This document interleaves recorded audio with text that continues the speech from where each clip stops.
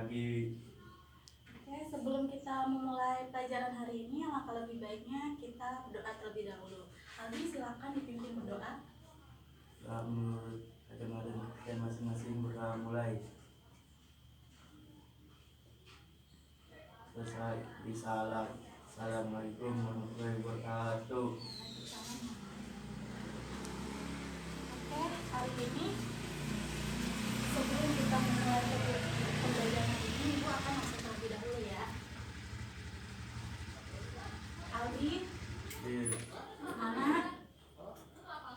Ini ya, hadir semua ya. Oke, sebelum mulai pelajaran ini, Ibu ingin bertanya, pernahkah kalian berpikir mengapa kita bisa mendengar, melihat, terus mengapa tangan kita dapat bergerak, kaki bisa berjalan? Ada yang pernah berpikir seperti itu? Nah, mengapa hal itu bisa terjadi pada tubuh kita?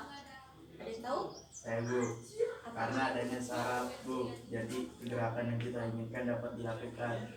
Oke, bagus sekali.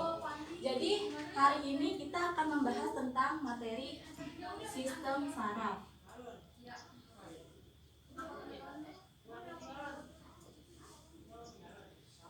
Nah, tujuan pembelajaran hari ini yaitu satu, siswa harus dapat menjelaskan apa itu sistem saraf. 15. Iya, 2 yang Terus kedua, siswa harus dapat menyebutkan bagian-bagian sel saraf.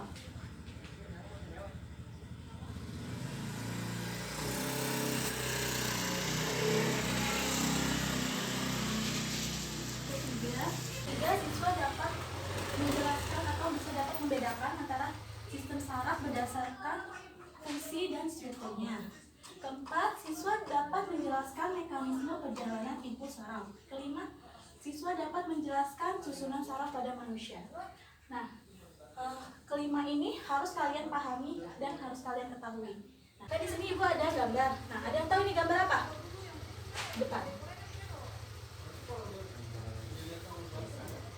Iya, betul, sel saraf. Apa fungsi dari sel saraf? Untuk mengantarkan informasi dari reseptor ke sistem pengolahan informasi, kemudian menyampaikan tanggapannya ke efektor. Nah, mengapa si sel saraf ini masuk ke dalam ke sistem saraf? Karena sel saraf memberi rangsangan informasi ke organ lain. Benar, bagus. Nah, jika di dalam tubuh kita sel sarafnya mengalami gangguan atau tidak berfungsi, apa yang akan terjadi? Kinerja otak tidak akan maksimal. Ya, bagus Ali. Nah, jadi gambar ini merupakan gambar sel saraf yang berfungsi sebagai menyampaikan informasi dari lingkungan atau dari organ tubuh yang memberikan reseptor yang kemudian akan diolah lagi di bagian otak. Nah, di otak itu akan diolah informasi yang kita dapatkan dari rangsangan. Nah, kemudian dari hasil penerjemahan atau pengolahan dari otak akan disampaikan lagi ke bagian efektor. Nah, bagian efektor itu berupa seperti sel atau organ lainnya. Nah, jadi kalau misalkan si sel saraf ini mengalami gangguan fungsi atau mengalami gangguan dalam tubuh kita, maka kinerja otak tidak maksimal untuk menerjemahkan informasi-informasi yang telah mereka dapat dari rangsangan yang mereka ketahui. Nah, oke. Jadi sistem saraf itu berpusat pada di otak. Nah, jadi otak merupakan pusat dari untuk menerima informasi dari sel saraf ini. Jadi sel saraf itu terbagi menjadi bagian-bagian berdasarkan fungsi dan strukturnya.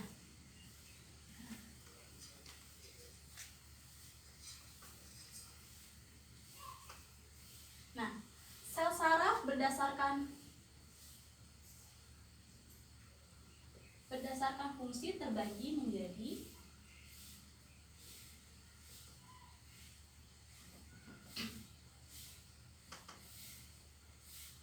terdiri dari sel saraf berdasarkan fungsi terdiri dari satu sel saraf sensorik.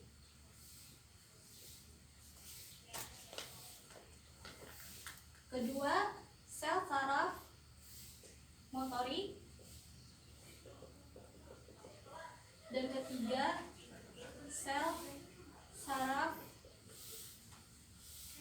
penghubung atau uni neufron.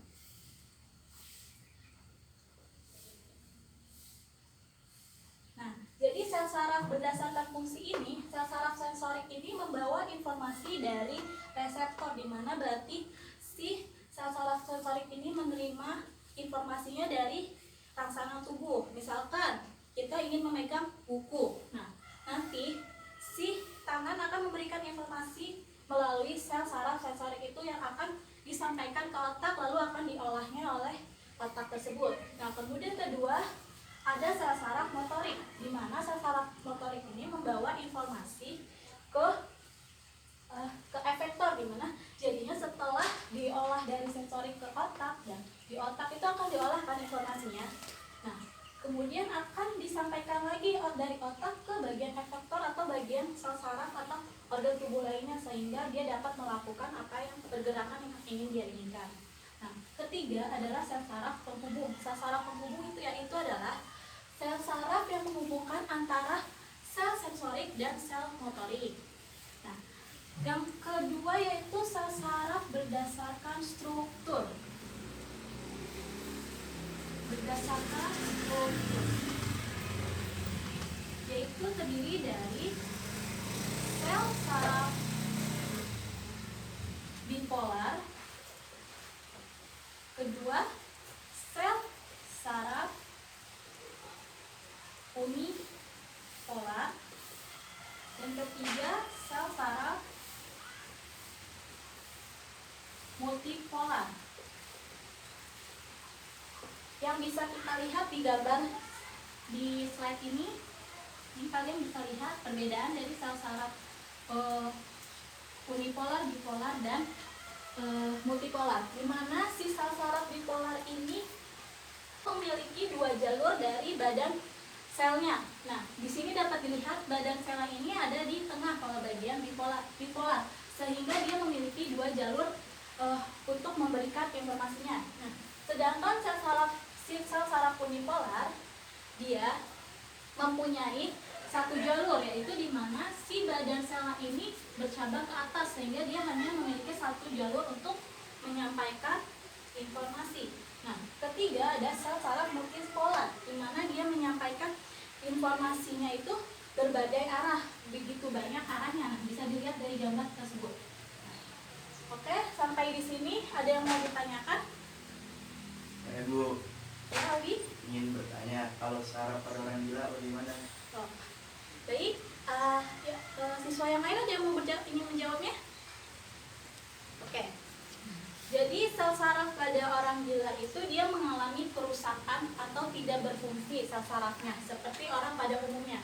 Karena di mana si pada orang gila tersebut dia adanya ketidakseimbangan pada senyawa kimia di sel sarafnya, dan adanya ketidakseimbangan pada neurotransmitter pada si sel saraf pada orang gila tersebut.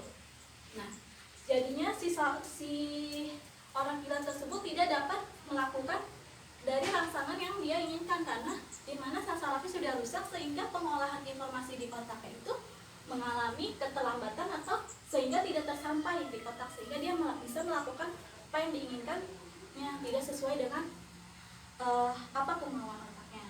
Nah, oke, sampai sini sudah paham? Oh, ada yang ingin ditanyakan lagi selain itu? Bu, penyakit apa saja yang dapat menyerang kinerja sistem saraf terganggu dan makanan apa saja penyebabnya? Oh, oke. Jadi salah penyakit pada sistem saraf tersebut sangat banyak ya. Nah, salah satunya itu HNP atau saraf kejepit. Nah, itu disebabkan di mana kelainan itu penyakit itu berada di bawah punggung seseorang. Nah, jadinya kenapa hal itu bisa terjadi? Karena kebanyakan dia mengonsumsi makanan atau minuman yang mengandung nikotin atau kafein. Nah, jadi untuk mengurangi penyakit tersebut, jadi kalian harus mengurangi minum kopi, merokok, sehingga agar tidak terkena penyakitnya HNP itu. Nah, ada juga penyakit stroke yang biasanya banyak yang terjadi di kalangan orang yang lanjut usia, di mana di situ pada sel sarafnya terdapat banyak timbunan lemak dan pola makan itu tidak teratur. Jadi sel sarafnya mengalami gangguan, sehingga bekerja dengan baik, sehingga si orang tersebut yang masuk tidak dapat melakukan pergerakan atau lumpuh sebagian. Nah, sampai sini ada yang ditanyakan lagi? Sudah paham? Sudah, Bu. Oke, jadi sudah sampai sini. Kalian buat kelompok masing-masing 4 orang dan kalian harus diskusikan soal yang nanti ibunya akan berikan. Ayo, silakan duduk pada kelompoknya masing-masing. Oke, sudah duduk dengan kelompoknya masing-masing? Sudah. Di sini ada soal yang harus kalian kerjakan. Kalian diskusikan pada teman kelompoknya. Ibu akan beri waktu 30 menit untuk menyelesaikan diskusi soal tersebut. Lalu nanti akan dipresentasikan ke depan untuk menyampaikan jawaban soalnya. Ya, silakan diskusi mulai dari sekarang.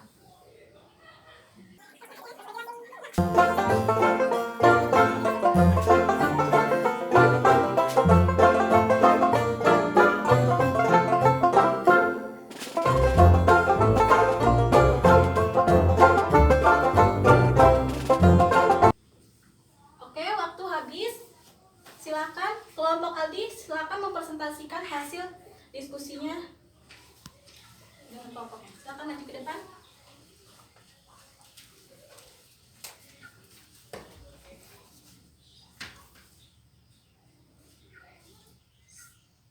Assalamualaikum warahmatullahi wabarakatuh.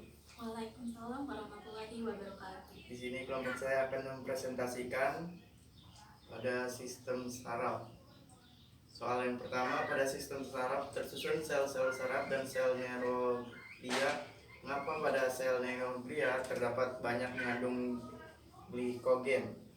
Jawab, karena pada sel-sel neuroglia merupakan jaringan penyokong sebagai isolasi dan tempat cadangan makanan. 2. Perhatikan gambar. A. Dendrit berfungsi untuk menerima dan mengantarkan rangsangan ke badan sel. B. Badan sel berfungsi untuk menerima rangsangan dari dendrit dan meneruskan ke akson. C. Nukleus sebagai regulator dari seluruh aktivitas sel saraf. D. Sel safwan berfungsi melindungi akson dari kerusakan. E. Slugum myelin untuk melindungi akson. F. Renvir mempercepat hantaran rangsangan. 6. Sinapsis sebagai titik semu antara ujung akson dari neuron yang satu dengan dendrit dan neuron lainnya atau hubungan ke otot lainnya, ke otot dan kelenjar. 3. Mengapa seseorang yang memiliki kebiasaan membaca akan lebih lama mengalami kepikunan? Jawab, karena sel saraf terbiasa bekerja. Yang keempat, mekanisme perjalanan impuls pada sistem manusia. Jawabannya, 1. Neuron dalam keadaan istirahat. 2. Muatan listrik di luar neuron bermuatan positif, sedangkan di dalam bermuatan negatif. 60. Polarisasi. 3. Jika ada rangsangan bagian tubuh akan menimbulkan impuls saraf. 4. Terjadi proses depolarisasi. 5. Neuron akan kembali ke keadaan semula. 6. Saat impuls berjalan sampai di terminal sinapsi, impuls akan dibawa oleh neurotransmitter menuju neuron hingga menuju otak.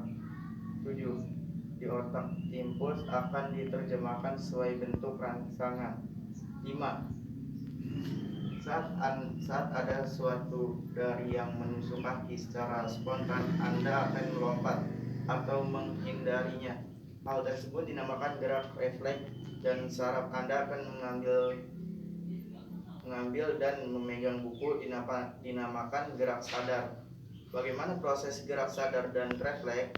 Jawabannya, pertama, gerak refleks, impuls, reseptor, saraf sensori, otak, saraf motorik, efektor.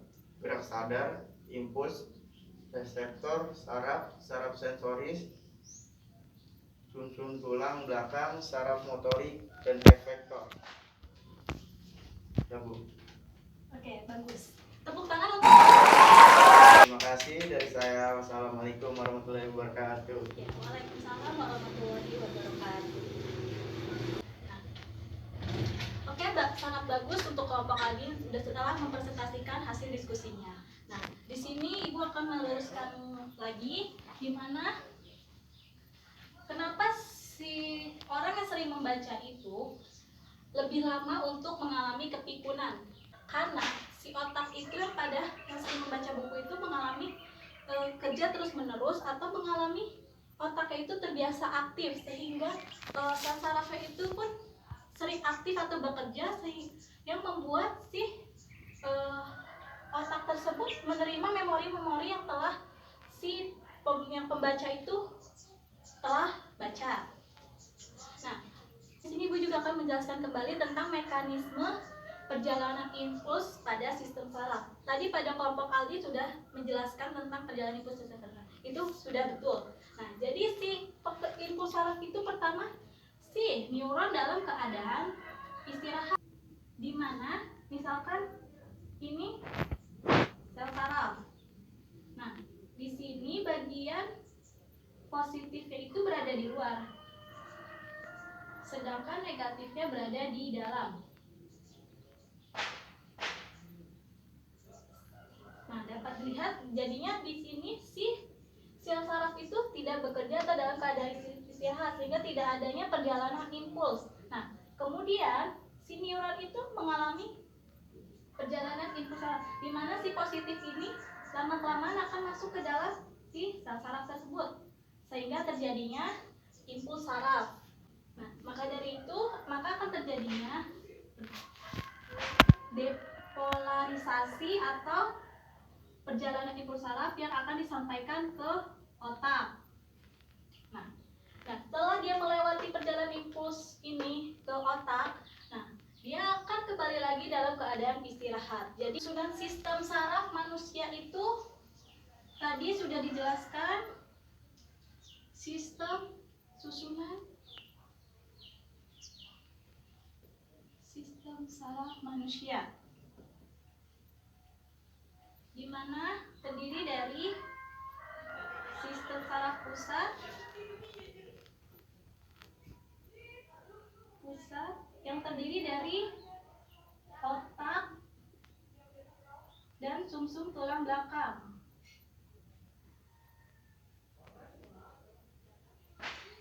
Dan kedua, ada sistem saraf tepi,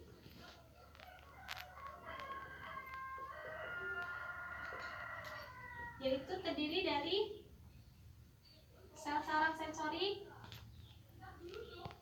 dan sel saraf motorik.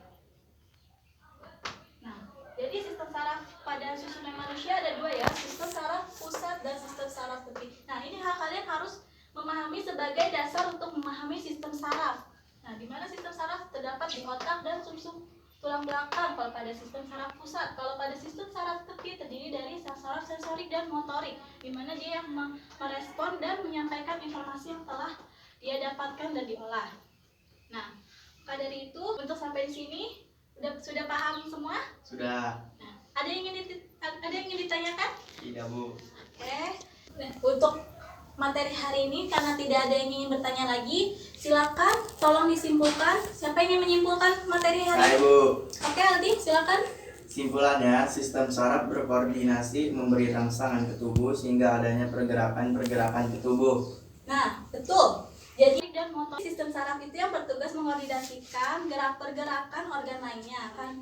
Karena sistem saraf ini merupakan sistem yang paling kompleks dibandingkan sistem organ tubuh lainnya, di mana si sistem saraf yang mengkoordinasikan yang memberi rangsangan terhadap otak untuk melakukan pergerakan. Nah, oke, sebelum kita tutup hari ini, silakan kumpulkan terlebih dahulu hasil diskusinya terlebih dahulu. Ya, terima kasih lagi. Nah, ada tugas untuk kalian, tolong kalian cari tentang penyakit atau kelainan yang berhubungan dengan sistem saraf dan mengapa hal itu terjadi, tolong jelaskan. Minggu depan silakan dikumpulkan. Ya. Nah, untuk minggu depan kita akan membahas tentang sistem endokrin. Nah, cukup sekian untuk materi hari ini, pembelajaran hari ini. Wassalamualaikum warahmatullahi wabarakatuh.